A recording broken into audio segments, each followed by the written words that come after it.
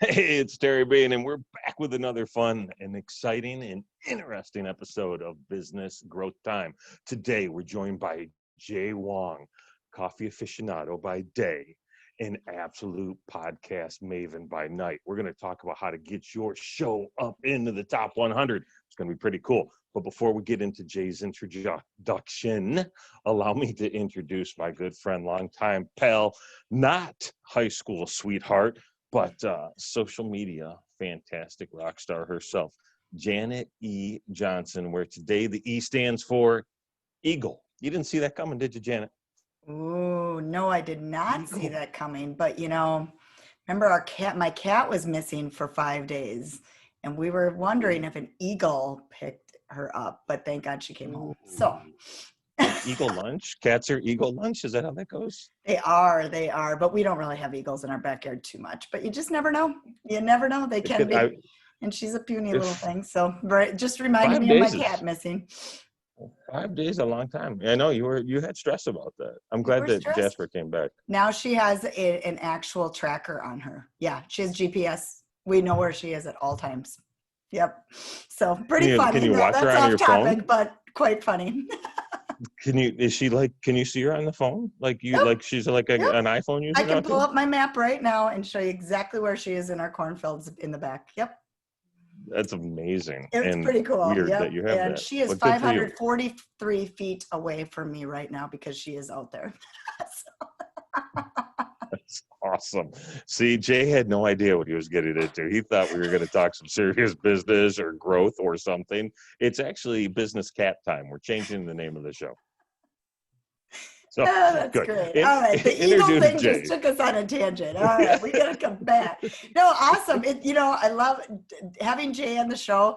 I have to add in that he fits with our family because my whole family's name is a J. We start with J's. Every single one of us, including all the animals. And we have 4. So yeah, we're the J family. So Jay, you belong in our family. There you go. That's great. All right, let's properly introduce Jay here. So I have a proper bio, and then we're going to get rolling with how to get in that top 100 and some other tips for podcasting. Jay Wong is CEO of Podcast Your Brand, a marketing company that builds podcasts that generate hundreds of thousands of dollars for their clients. Their market is very fast growing, and Podcast Your Brand is uniquely positioned to disrupt the entire industry with its unique approach to generating guaranteed ROI for their clients. They've worked with household names like Procter & Gamble and also smaller emerging brands as well as thought leaders and knowledge experts to help rapidly accelerate growth in their category. His agency has been working with franchise companies listed in the Inc. 5000 to increase the retention rates of new operators by a 15% plus, as well as increasing their annual sales by an average of 21%. So welcome, Jay. It shows that podcasting can absolutely work, as we know. So tell us a little bit about why you got started with this brand. Yeah, so Janet, Terry, super excited to be here. Janet, quick note, my family is also pretty much almost an entire J family, by the way. So I thought that was kind of neat. We're all cheesy together. There you go. Yeah, exactly. I thought that was kind of neat. I was in the green room in the back, right? Just laughing to myself. To your question around, podcasting and branding, I think a few years ago, it was this thing that people, was this new media channel. I mean, you guys I know have been podcasting for years now, right? But I don't know if you remember right around that 2017 timeline, right? There was like this, this debate that was happening in the online world, right? Is podcasting one of these nice to have? I don't know. Is it going to be, what about some of these other emerging technologies, right? And, the thing is, I think the marketplace has evolved to a point where now businesses understand that podcasts are a necessity if you're interested in creating a great community within what you have. And it is definitely a necessity if you have IP, if you have different frameworks, if you have languaging that kind of goes with your programs and your communities. I think it's so important to be able to bring that up over and over again. And I think it's just been an amazing, not just brand player, but now we can create some great trackable results from it. And it's just becoming another great marketing and sales channel for every business that knows how to take advantage of it. I find it interesting. You just tweaked my mind here with, you mentioned the tracking. And I find it interesting still how the tracking isn't visible to others, like social media world. I have wondered when that day will come, because it's all behind the scenes, other than your reviews, pretty much. That's kind of, so talk about that a little bit. I'm curious. You know, Janet, you bring up an amazing point. And, you know, in some ways, I always, think that podcasting, it's not like every other social media, right? And one of the things that makes it highly different is because nobody really knows how many subscribers a podcast has, right? And you guys run a show, so you already know how almost broken the analytics platforms are. And of course it's made these minor improvements, right? But anybody starting a YouTube channel, right, could tell you, hey, you know what? We're excited. We're celebrating our 100th subscriber, and you could just go on there, or Instagram or TikTok. Hey, these are how many views, how many likes, how many comments. Like it's very quick to, from a numbers perspective, not to say that it's right or wrong, right? Yeah. But it's just very easy for us to be able to track, hey, what's working, what's not. Right. Versus in iTunes and Spotify, as great as Spotify has been over the last few years, right, it still feels quite broken, and you're not the only ones to be able to say that. And it's funny because within our own clients, we have to train them that, look, we don't really track, like, yes, downloads matter. Yes, frequency of how often you post matters. But, that's actually not the metric we go for. Right. And that metric is something that we track internally behind the scenes to really figure out what's really working. But I totally hear you, because, podcasting is like one of those only things that it doesn't really make sense that we can't figure out in 2020, right? How to have great numbers on all of this. But if you know where to look and know what you're looking for, you can start figuring out what are the actual right things to track. Very cool.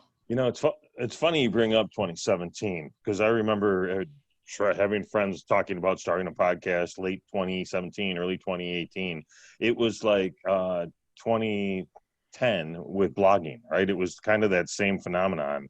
Like people have been podcasting since 2003, 2004.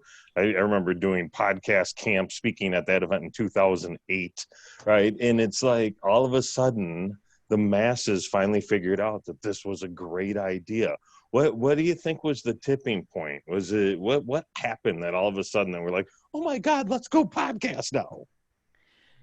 That's a pretty, I don't think I've ever been asked that question. And I love that you bring that up, because I remember right around that time, I was actually speaking at a conference called New Media Summit. It was like, I think their first or second time doing that event. And I was asked to be a part of, the panel for, they called it future casting, right? So what do you think is going to be the future, right, of podcasting and audio, right? And I remember that panel very specifically, because one, there was a lot of really brilliant people that was there. But I think everybody was really into this idea that it was the power of voice. Right. I don't know if you guys remember, like, if you could think back, because like, I don't remember when Alexa and like when the whole, smart voice devices like really came out. But there was definitely right around that time was people were talking about, AI with voice and how everything down the line is going to be voice control. If you have a smart home, you already, know about that, right? I have a lot of Philip Hues in our office and in our home right now. So everything could technically get controlled by voice. And that was kind of like the angle I remember people were taking, and especially even us, it's like, hey, put a voice behind your brand, right? Put a voice behind your marketing, And I also think right around that time in 2017 was a really kind of critical mass, in my opinion, of all the thought leaders, influencers, authors, high-end coaches. They were actually starting podcasts. If you look back and we look back at when they were starting, right? Some of the well-known shows now, right? You think of Lewis Howes' School of Greatness, or even Tim Ferriss, right? One of the most listened to and downloaded podcasts in the entrepreneurship, biohacking, high performance space, right? And, James Altucher, all these individuals, they were starting podcasts right around that 2012, 2013, right? Late 2013, maybe early 2014, right around that same time frame. And so that was a good kind of first batch, right, of thought leaders taking, and just testing the platform, right? I remember a conversation with John Lee Dumas, Entrepreneur on Fire, right, where essentially, I don't remember exactly when he started. I think it was right around the same timeline.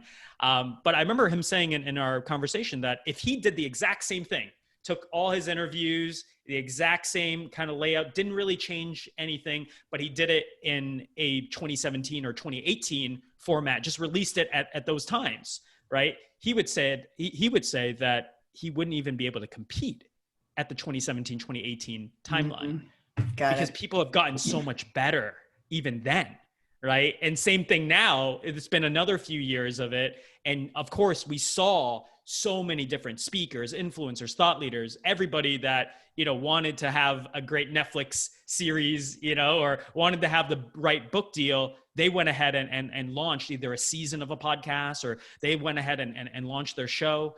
Not all of them kind of kept up with it, and not all of it made it work with their marketing channels.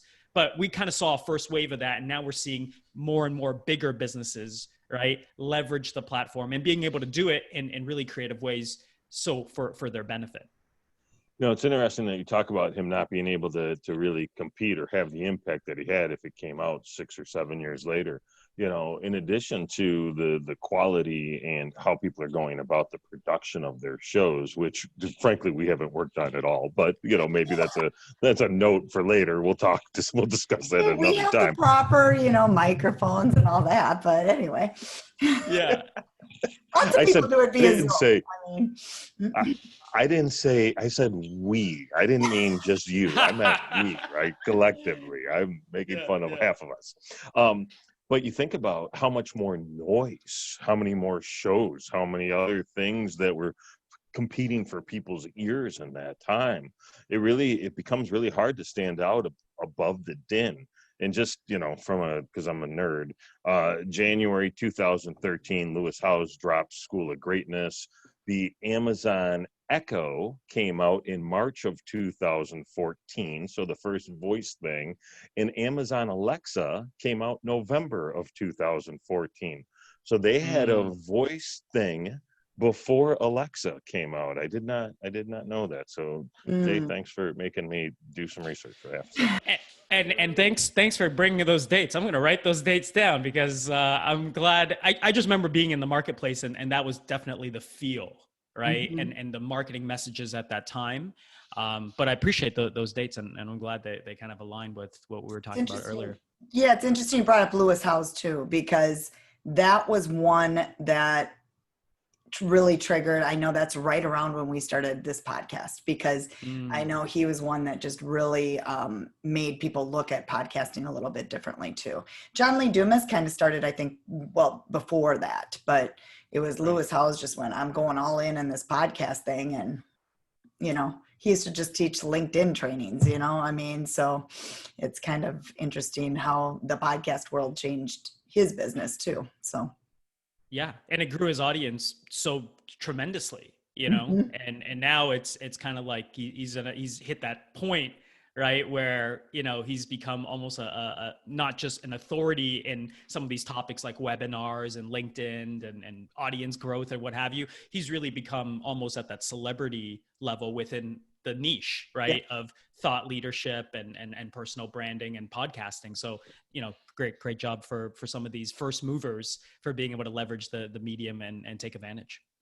Exactly. Fun fact, your buddy here is in Lewis's first book on LinkedIn. I wrote like 3 pages of it. Oh, yes. Oh, nice. Oh, Ah, nice. back in Look the at day. that. Yeah. What year Everything's was that? coming full circle now, huh? I'm old school, baby. Yeah, it was a long time ago. Linked Working. Check it out wherever you buy your books. There's Link shameless plug. working. Is that book still Yeah. in Link existence working. or it's still out there? You know what? It's crazy. I still get LinkedIn invitations from people saying, and it happened within the last 6 weeks. I'm reading Lewis Howes' book, Linked Working, and I really loved what you had to say in it.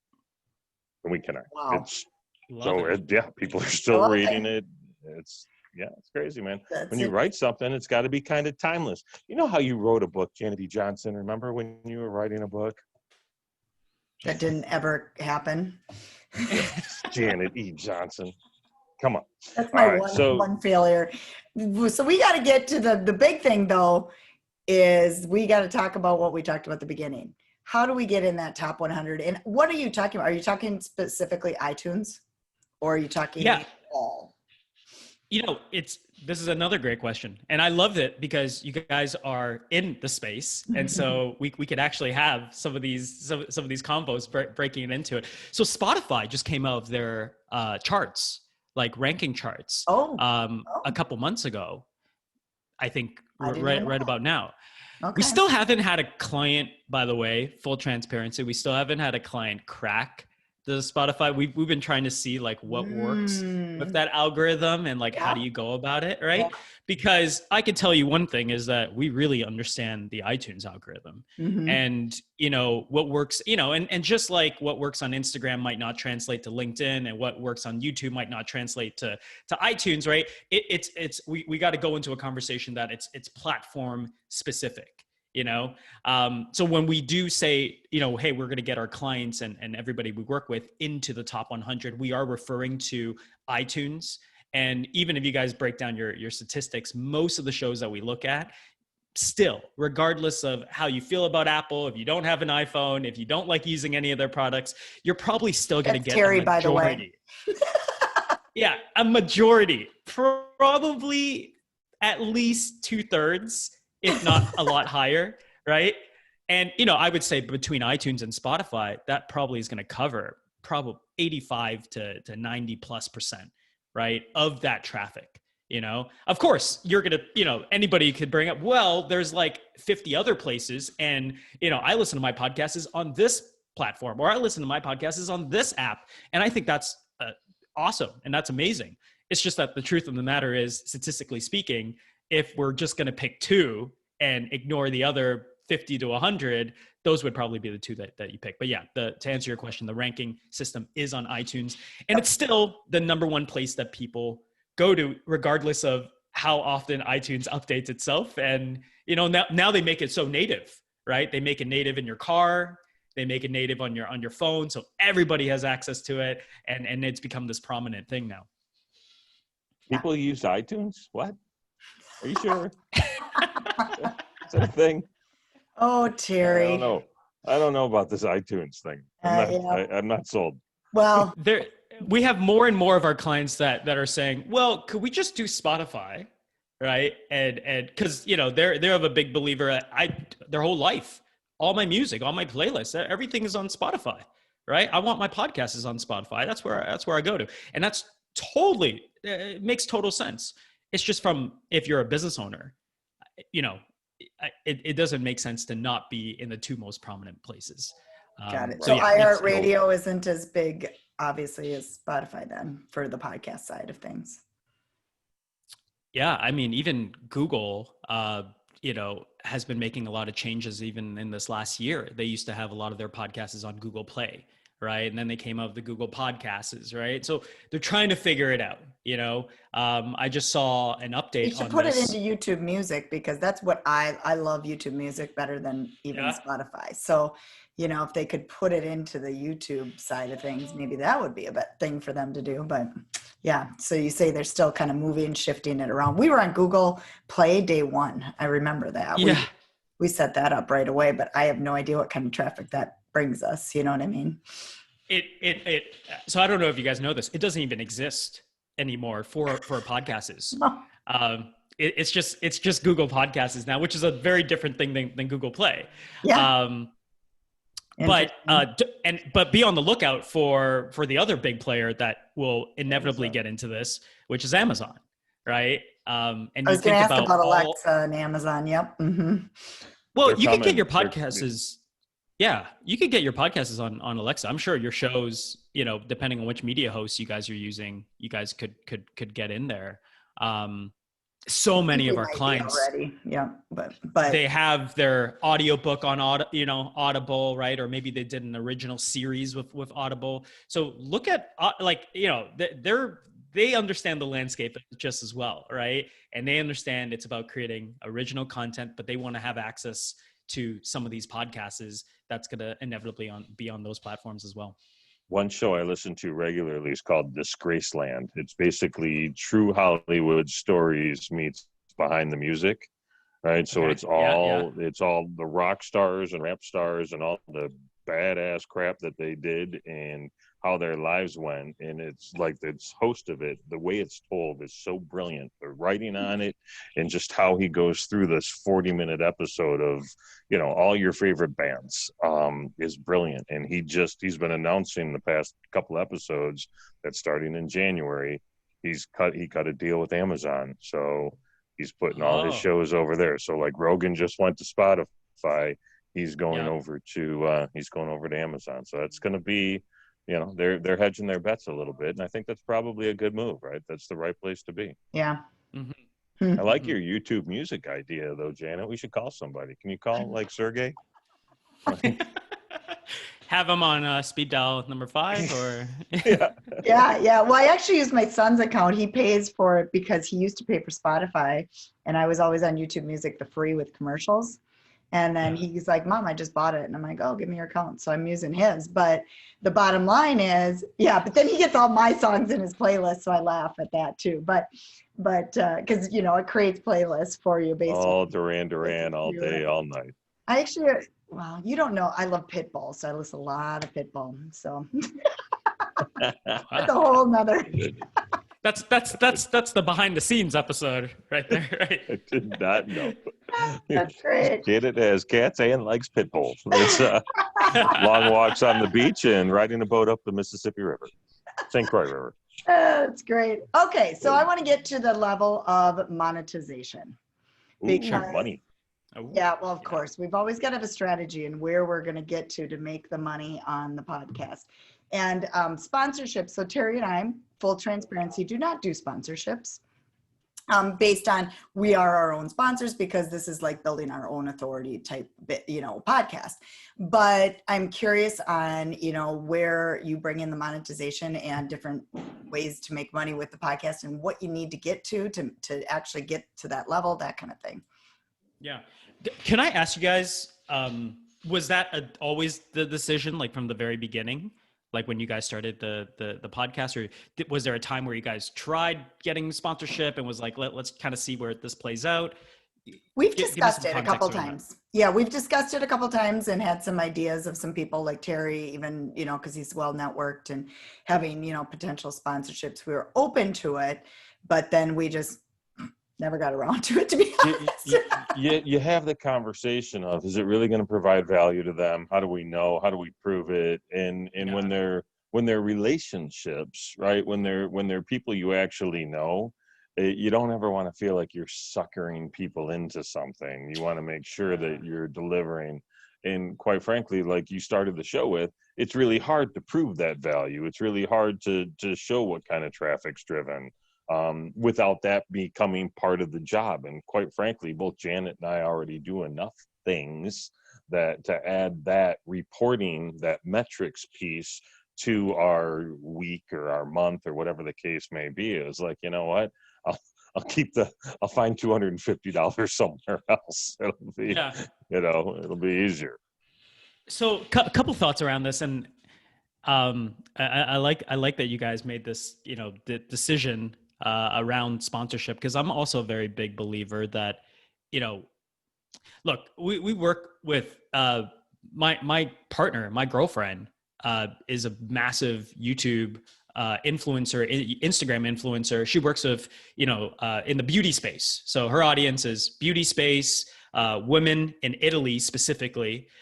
because she's originally from Italy, that are between the ages of like 20 and 45. Her audience is actually a little more older.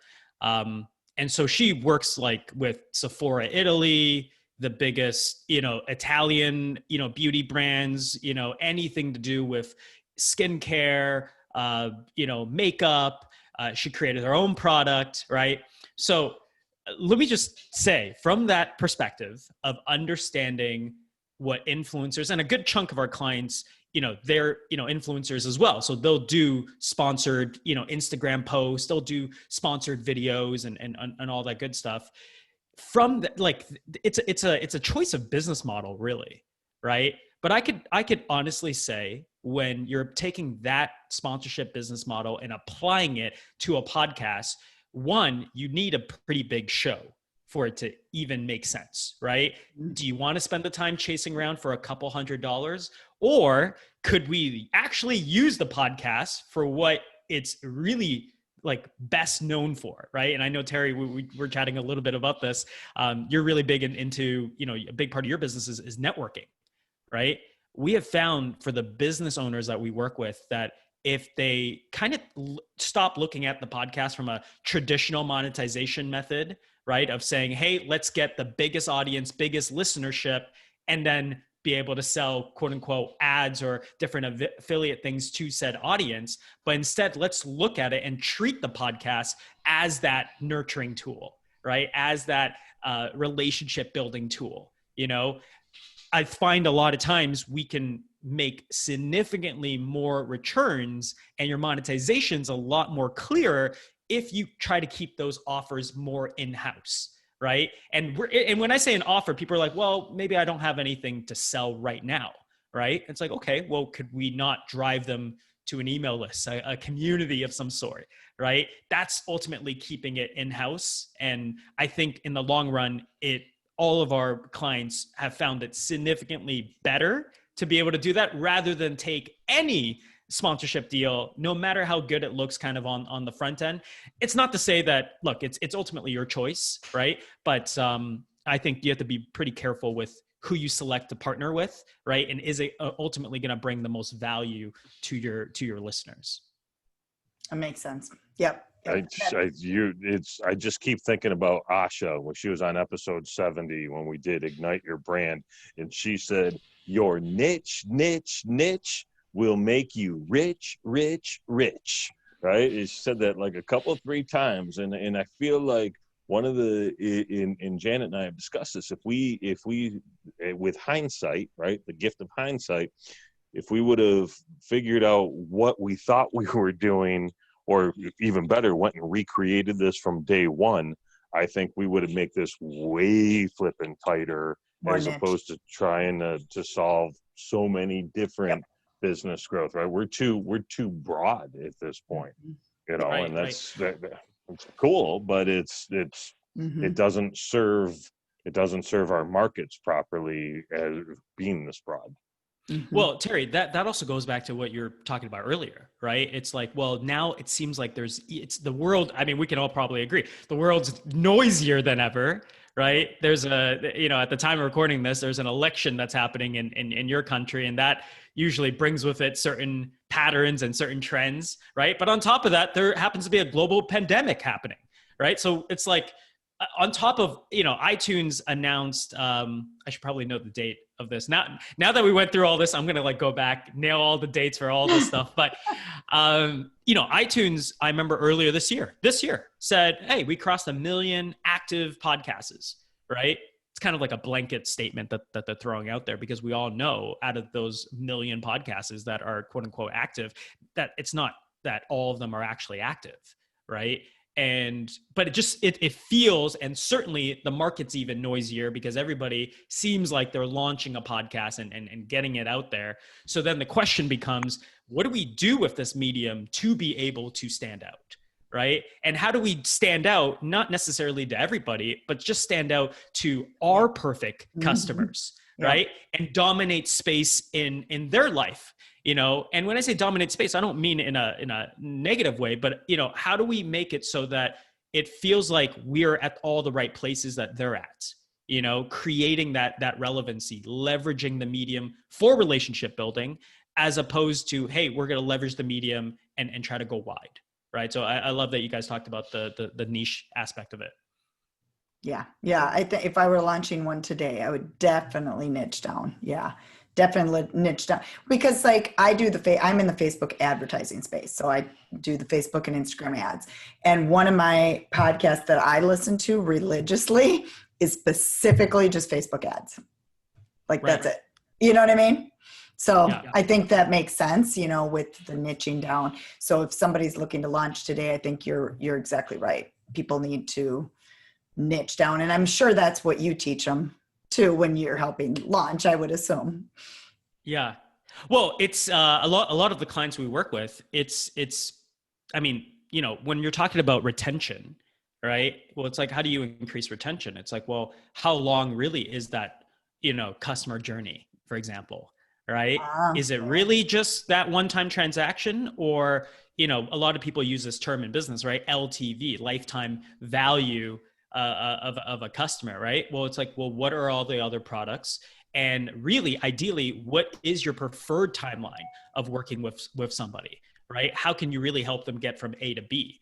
And if once we can have that understanding of a customer journey, how do we now embed that and reverse engineer that within the content that they're producing? Right. So a lot more intentional, certainly strategic, but certainly more intentional around how are we driving and optimizing, all future sales conversations that's going to come from the content you're creating. Procter and Gamble, they've got to have an interesting lifetime value of a customer. Jeez. All the value, for God's sake. Exactly. Yeah, exactly. What's their LTV on this, right? Jeez. Like, you think about the amount of soap and household cleaners and all the different things, the deodorants and just whatever else they make. Yeah, it's crazy. Do they make food too? I forget. They have like food. They probably have food divisions. Way off topic. That's part of our charm here, Jay Wong. We get way off topic and don't really think too much about it. I'm thinking Procter & Gamble because that's who you'd worked with. Yeah. Lifetime value of a customer. That's a whole different ballgame than our type of business. But yeah, that's for sure. But it's funny. Terry, look, this is it's actually a piece of coaching that we have to give to a lot of our clients that happen to be business owners or CEOs, right? Because they know their thing, let's say Facebook ads, they know their thing so well, right? And it's like, hey, how do you build a custom audience and retarget? It's like, okay, well, let me break it down for you. It's like 8 steps total. This is what you do. You log in over here, you go, right? It's like very like methodical, almost like how they go about it. But we all know, because I know that you guys are doing this, which is like, you got to think back to when people were starting podcasts back in 2003, 2004. They were using technology not called Zoom. Okay. It was very difficult. They could not, the distribution channels did not exist today that we've been through a few. Then. Yes. Mm-hmm. Right. And, it used to it honestly used to be there was an artistry to it. I mean, there still is, right? But there's that factor of like, we like each other. We're going to come together. We're going to talk about and geek out about these topics, right? But there was less of the marketing aspect of it. It's more like we want to be able to create this type of content, have this no holds bar type of conversation, keep it as raw as possible, right? And let's throw it online and call it internet radio, And that's what it was, right? And people, I think, sometimes forget that is what the raw essence of a podcast is, And so I love the fact that you guys have those, human moments, right, built into the show, and it's not this highly produced. There's a space and time for it, right? But it's a point of coaching actually that we have to bring this up with every single client for them to dial that back a little bit from the marketing side, but then dial up the human and heart aspect of it. Listen, man, I think about all the time we spend scripting this show and editing this show and rewrites and revision, and it's really, really non-existent at all whatsoever. Oh, They just kind of hop on and go. Hey, You could probably coach us in the other direction. I have a VA, so yeah, that's funny. Oh. Well, I'm talking about pre-show, not necessarily like post-show, right? There's like, Jay, I'll be, we got on here. I hopped on the Zoom. I was finishing a phone call. You two were chatting for a little while. I looked at your name and I was like, oh, I remember he sent me a note about watching one of our shows in the past. So you sent me a LinkedIn note. So I remembered who you were, but I went and looked at your profile, and we were still having this conversation at the beginning of the show before we hit record. And that is like, I felt over prepared for this in that moment because I went to look at your profile prior. So that's kind of how there's no surprises. We got to keep the surprises to an absolute high, right? Yeah. Here's what I know for a fact. If I go and I do a bunch of research on somebody who's going to be a guest, then I'm going to make a whole bunch of assumptions about who they are and what they're about and what they may want to talk about. If I have zero clue, then I have to be present and pay attention and listen and ask good questions if I want to learn things. So it's me protecting myself and the audience from that presumptive nature that we as humans seem to have. Love it. Yeah. You got to also, I think about, and look, I'm on the side, right? Like if somebody is interviewing like us, and I'm sure we've all been on the receiving end of this or have thought about this, which is, hey, should I send my interviewee or my guests the questions ahead of time, right? And I said, hey, look, I understand that might work for certain individuals, right? But it's kind of like the conversation of like, how well do you know yourself? And I know for me, I'm like, no, don't, in fact, try to knock me off, right? Like try to throw me off. Let's have as human of an interaction as possible. Let's go off script, right? But, I do realize that there are some of our clients, for example, that they're uncomfortable with that, And so it's how do you balance the framework with the natural flow of that conversation? And I think really that comes back to the artistry of the medium.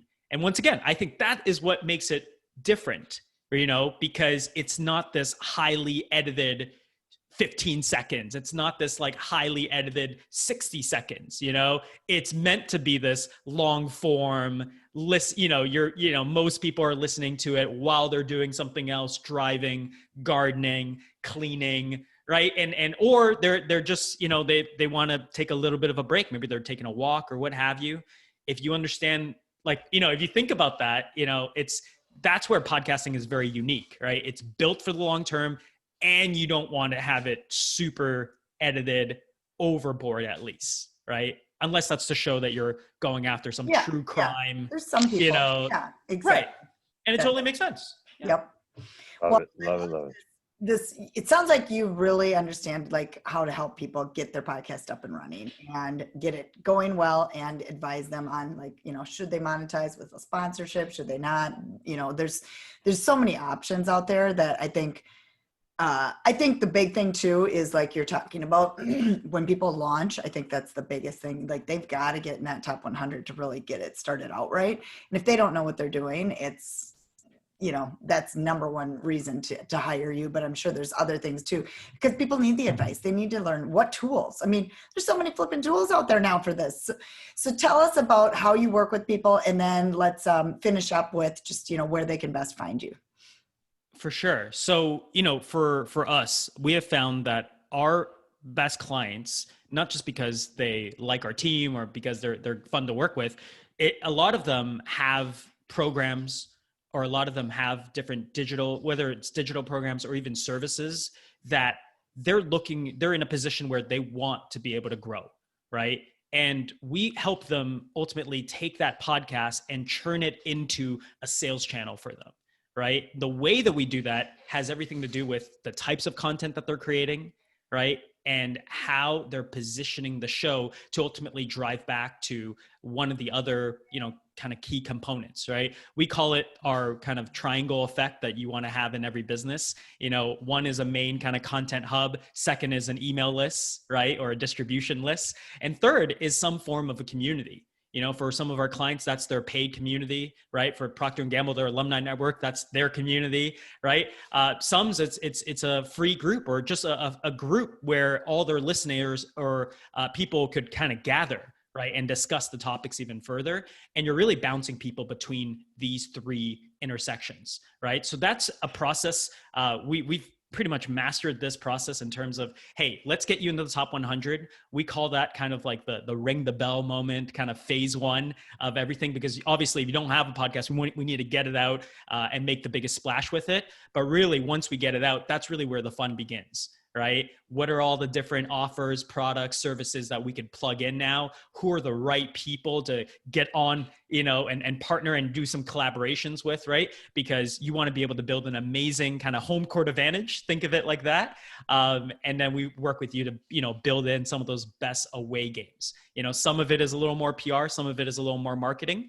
But ultimately, we want to be able to guarantee our results and be able to work with the right people to ultimately add 7 figures or high 6 figures, depending on how their business is set up, to their top line. And that's how we're able to actually do that. Awesome. So where is best to reach out to you?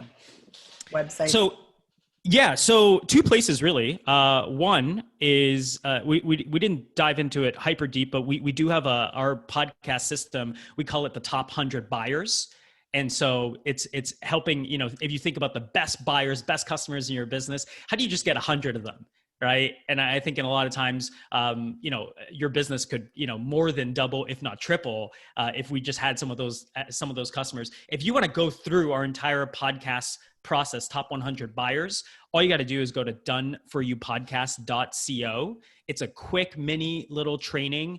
I think it's under like 15 minutes. It walks you through pretty much the steps in depth and many different examples of how you could be able to see it and be able to use it. And if you want to see different case studies and how we work, it is podcastyourbrand.co. Cool. Okay. Podcastyourbrand.co. And then they can reach out to you through there also. 100%. Okay. Yeah. Cool. Awesome. Well, thanks, Jay. Terry, I will let you finish it up. I'll tell you what, this is super informative. Jay's got a ton of information, and I like anybody that has that much flow, man. And I'm not talking about just on top of his head. I mean, like this dude can just kind of roll with the punches. I love that. I love when people can just keep talking. So all of our past episodes can be found at businessgrowthtime.com/podcast. Or you can join us and hang out with us in our little Facebook group, and you can find that at businessgrowthtime.xyz. And this is probably show 150 something or other. So we've got quite a few. And as I think I mentioned earlier, like half of our episodes, we bring in amazing guests like Jay. And then like 3 of our episodes, we brought in not amazing guests at all. And then the rest of our episodes, we've had like just Janet and I going back and forth talking about what we know best. Thank you for joining us. Jay, you were awesome. Thank you for being here. And Janet, always a pleasure. Thank you. Thanks, guys.